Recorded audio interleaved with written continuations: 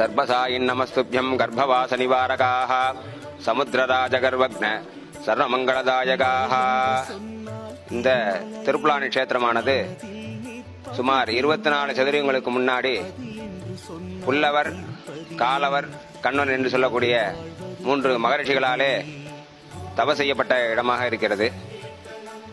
முதலில் இந்த புல்லவரிஷிக்காக ஏற்பட்டதனால் இந்த தமிழில் திருப்புல்லானி என்று சொல்லப்படுகிறது. சமஸ்கிருதத்தில் புல்லாரண்யம் அப்படின்னு சொல்லப்படுறாங்க. புல்லாரண்யம் என்றால் தர்பக்காடு என்று சொல்லப்படுகிறது. அந்த மகரிஷிகளுக்காக பெருமாள் முதலில் அரசமரமாக ஆவிர்வவித்ததாக சாஸ்திரம் சொல்லப்படுகிறது. அதாவது அரசமரத்தினுடைய ஸ்லோகமானது என்னவென்றால், மூலதோ பிரம்மரூபாயா மத்தியதோ விஷ்ணு ரூபினே அக்ரத சிவரூபாயா விஷராஜா இதே நமஹா.